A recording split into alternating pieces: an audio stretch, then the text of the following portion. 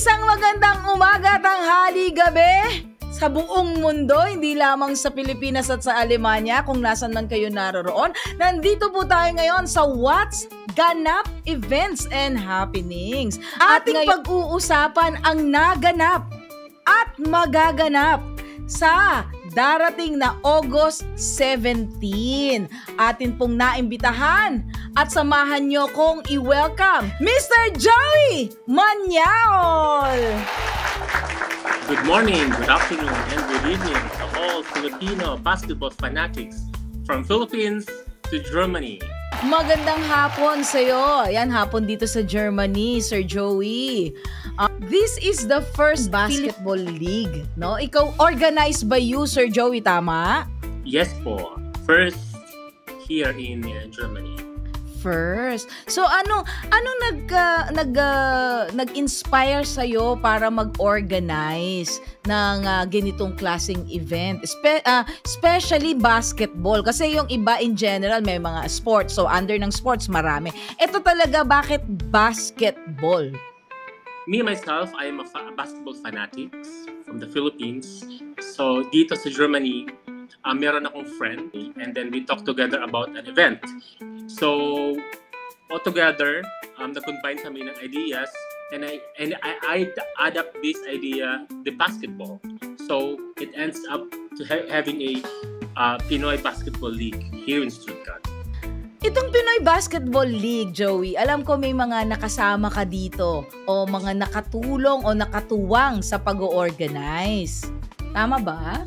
Yes po, meron po tayong tumulong, supported by Philippine Nursing Association Germany with the name of Miss Lolita Itzaluce, also known as Germanian, and also the two Philippine officials from the Berlin, Germany, namely Migrant Worker Office and OWA, also known as Overseas Worker Welfare Administration. And as well as sa tulong po ni Honorary Consulate Stuttgart Assistant, Ma'am Rodalisa Stigmeyer, at especially po sa nag-lead ng ceremonial toast po ng aking Pinoy Basketball League ay si Deputy Consul General Rogelio Villanueva Jr. of Philippine Consulate General Frankfurt. Thank you so much po. Maraming salamat po. At saka po, ako po yung nagpapasalamat sa Department of Tourism, Love the Philippines from Frankfurt, and ayan. Okay, go. And, talaga. And also sa aking Pinoy Food Court, maraming salamat po sa inyo. Shout out sa Honorary Consulate in Stuttgart, Ma'am Roda, hello. Hintayin kita dito. At si Sir Bong, si Depcon, si Sir Bong, at ang Love the Philippines, si Sir Dax, hello, shout out. Ayan. Ano yung mga challenges na hinarap mo while planning and organizing this 2-day event? Tama, no? August 3 nung nakaraan at August 17. So isang nakalipas na, isang naganap at isang magaganap. So ano yung mga challenges mo na hinarap nitong sa pagpaplano nitong 2 days event na ito? First and foremost po, yung scheduling, yun ang pinakamahirap po. Since po 10 ang team ko na magaganap, nung naganap na nung 3 at magaganap ngayong 17, ay po ay mahirap talagang i-combine yung 10 na yon. So in which time management po ang ginawa ko. So far, so good. Okay naman po lahat. Pag-usapan natin ang venue, Joey. Bakit dito mo ginanap sa Endless Halle? When it comes to accessibility po, is malapit po siya from U-Bahn and going to Route Endless Halle sa Königsstraße here in Stuttgart po. U-Bahn, ito ba yung mga tumutubo sa akin? Hindi po. Okay. Subway, ayan. Subway pala. So, bukod dun sa sinabi mo na 10 teams ang iyong inimbitahan from different places, no? Lahat ito sa Germany pa lang. Germany lang sa ngayon. Germany lang po. Ano-ano yung mga 10 teams na maglalaro? Bali po, meron po tayong 10 teams. 3 teams came from Stuttgart. Pangalan po nila is Stallion Basketball in Stuttgart, Rooster Basketball, Stuttgart, and Stuttgart MSS. 3 teams lang po yan dito sa Stuttgart. Meron din po tayo from Nauvern, Reutlingen, Itchenhausen, Mannheim, and Heidelberg. Pinagsama po siya. Mannheim and Heidelberg means Mannberg. And also yes po, pinagsama po siya. Meron din po tayong from Munich, Frankfurt, and Freiburg. So, all in all, 10 teams po siya. Oy, madugo nga ito. So, ito pag-usapan na natin yung naganap. So, yung naganap nung August 3, 2024. Ilang teams ang naglaro at sino ang may nanalo na ba o elimination pa lang ito? Elimination pa lang po, ma'am, no August 3.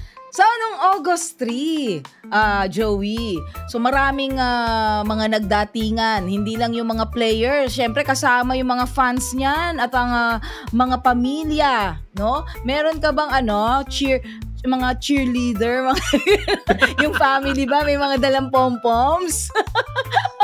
Plano ko po siya pero hindi natuloy. Yung pom-poms. Mag-a-apply sana ako. Biglang gano'n. Hindi. Sure. Oy, Joyla, doon ako baka mag-uwian ng mga tao pag ako yung nag-cheer. At ang balita ko, no, syempre pagka naglalaro, Joey, yung mga nanonood, parang di ba, mahilig kumain, di ba? Pag tayo nga nanonood ng sine, popcorn, inumin. May mga makakain ba o may nakain ba last August 3 sa iyong event? Ay, meron po tayong Filipino food court na tinatawag sa mismong hali po. Mga pagkaing Pinoy ang matatagpuan o makikita sa iyong event nung nakaraan. Yes po, meron po. Makikita sa August 17, tama? Sila pa rin po. Yun? Sila rin po, opo. Oy, bongga. Bikini, me. Ay, meron pa akong idadagdag. Meron pa tayong sige. Isang halo-halo team. Uy, ano to? Teka ha? Iklaro mo yan sa akin yung halo-halo team na yan. Ang halo-halo team ba yan, maglalaro o magtitinda? Magtitinda siya. Ayun. Linawin mo kasi baka biglang maglaro ang halo-halo. Oy, teka lang. Biglang may naisip, napatingin sa taas si Joey. Oo, why not Choconut? May halo-halo team. Ayan, kaganda. Pag nag-uusap, maraming mga biglang pop-up ideas. Ideas. Diba? Oo. Joey, paki-explain mo sa kagaya ko. Ayan ayokong isama yung ibang tao. So, ako na lang sabihin ko. Paki-explain mo, paano tong elimination round? Ilan yung naglaro? Ilan yung may naalis ba? May points ba? Paki-explain mo sa amin ito. Sa akin. Yung naganap po nung August 3 ay elimination round po. And upcoming August 17 ay doon po magaganap ang championship rounds.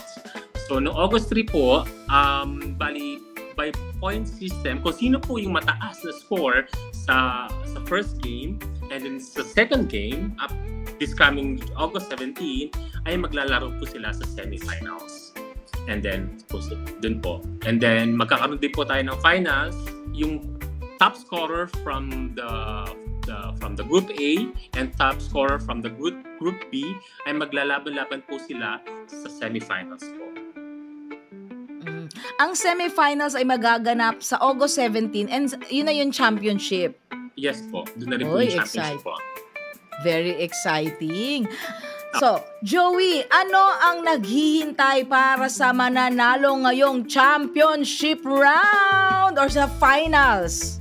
Yung championship po, yung champion, may makaka-receive po sila ng trophy as well as medal. Yung meron din pong first runner-up medals and second runner-up medals. So, meron din po tayong cash na ma-receive po ang champion. Sana So, Joey, what's your final words para sa ating mga viewers? I am inviting you again on August 17, championship round. Punta po kayo lahat. Ayun! Excited na ang lahat! Okay, maraming salamat, Joey Manyaol. Congratulations, more power, and we're looking forward sa next. Thank you po, ma'am. Thank you for the invitation. Maraming salamat po. God bless. Yeah.